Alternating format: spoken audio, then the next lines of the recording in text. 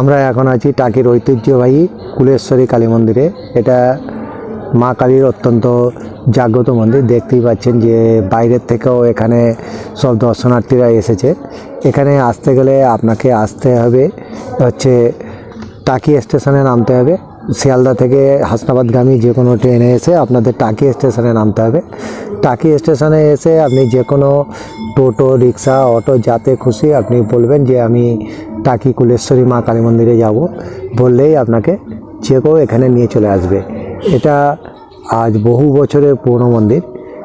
ইংরেজ আমল থেকেই এখানে আছে। জমিদাররাই এই মন্দিরটা দেখাশোনা করতো। এখন হচ্ছে বর্তমানে এখানে মন্দির কমিটি আছে, কমিটি থেকেই এই মন্দিরটা দেখাশোনা করা হয়। তা চলুন আমরা মন্দিরটা ঘুরে দেখব। তা সন্ধে হয়ে গেছে আমাদের আস্তে আস্তে, যার জন্যে সব কিছু ভালোভাবে দেখা যাচ্ছে না। তবুও আমি চেষ্টা করব আপনাদের একটু ভালোভাবে দেখানোর, যাতে আপনারা পরিষ্কারভাবে বুঝতে পারেন।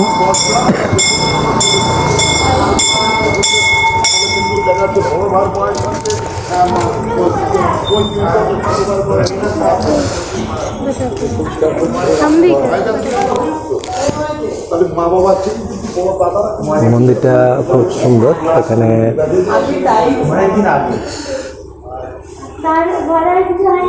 এখানে মন্দিরে কুমারী পুজো হয়, তার বিভিন্ন পুজোর হচ্ছে ছবিগুলো এখানে রাখা আছে। বিভিন্ন কুমারী দেখতেই পাচ্ছেন। প্রতি বছর কালী পুজোর সময় এখানে খুব ধুমধাম করে কালী পুজো হয়। তা চলুন আমরা মায়ের মূর্তিটা দেখব।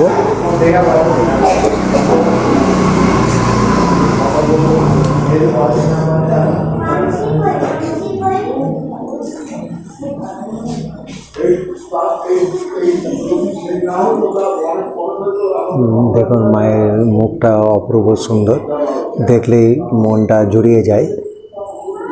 সত্যি এত সুন্দরভাবে অন্য সময় দেখতে পাওয়া যায় না। আজকে মন্দিরটা ফাঁকা আছে, যার জন্য আমরা পরিষ্কারভাবে দেখতে পাচ্ছি। তো পুরো মায়ের মূর্তিটা আমরা এখান থেকে দেখছি। পাশে মায়ের শোয়ার জন্যে ব্যবস্থা করা আছে। এই মন্দিরে আপনারা অবশ্যই আসবেন, খুব জাগ্রত মায়ের মন্দির। আপনাদের আসলে এখানে খুব ভালো লাগবে।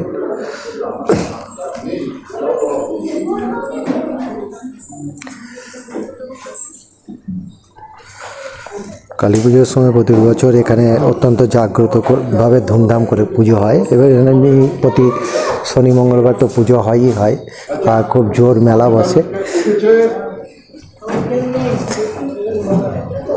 আমরা আশেপাশেটা একটু ঘুরে দেখব।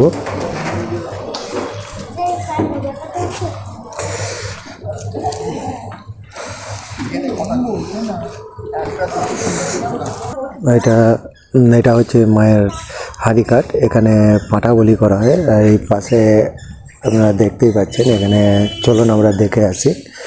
এখানে বাবা শিবের মন্দির। এখানে বাবা শিবের মূর্তি আছে। এখানে শিবরাত্রির সময় খুব জাঁকজমক করে পুজো দেওয়া হয়। এমনি প্রতি বাবার বাড়ি এখানে পুজো হয়। আর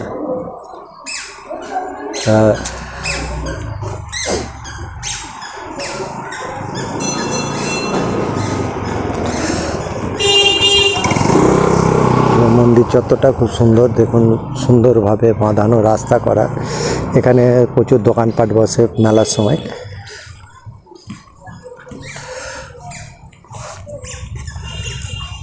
দর্শনার্থীদের ভিড় সবসময় মোটামুটি থাকেই। দেখতেই পাচ্ছেন টাকির ঐতিহ্যবাহী কুলেশ্বরী কালী মন্দির। আগের ভিডিওতে আমরা গিয়েছিলাম কোমরপুর কালীবাড়ি। ওটাও একটা ঐতিহাসিক মন্দির। তার বিশেষত্ব হচ্ছে যে সেখানে 80% মুসলিম, এবং মুসলিমরাই মন্দিরটা প্রতিষ্ঠা করেছে। আর সেখানে মুসলিমরাই প্রথম পুজো দেয়। মুসলিমদের বাড়ির পুজো ছাড়া ওই মন্দিরে পুজো হয় না। কিন্তু এখানে সেরকম নয়, এটা সম্পূর্ণ হিন্দু পরিচালিত।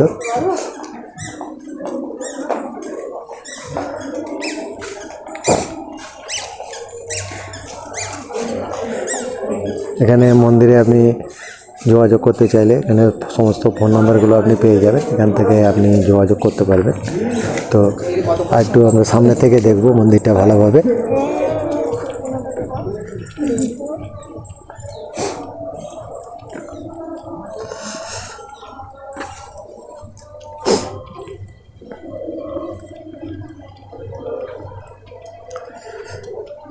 মন্দিরের পিছনে ঘন জঙ্গল, তার জন্য কোনো চিন্তা নেই, আশেপাশে বসতি আছে।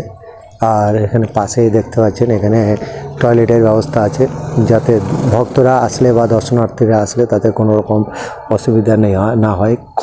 জলের কলেরও ব্যবস্থা আছে, তাছাড়া তো টাইম কল আছেই। আর মন্দিরের পাশে একটা বড় পুকুর আছে, পুকুরটাও আপনাদের আমি দেখাবো।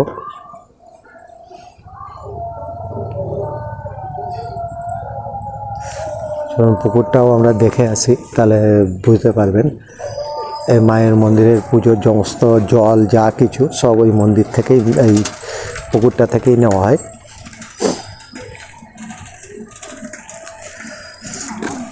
আর বট গাছটা দেখছেন বহু পুরনো, কম করে 150 বছরের পুরনো বট গাছ।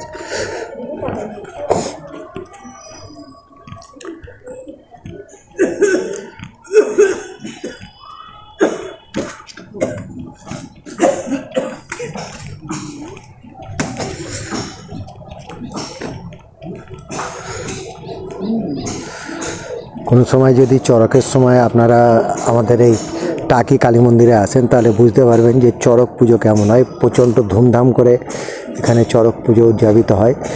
আর এই হচ্ছে সেই পুকুর, যেখান থেকে মায়ের মন্দিরে সমস্ত কাজকর্ম করা হয়।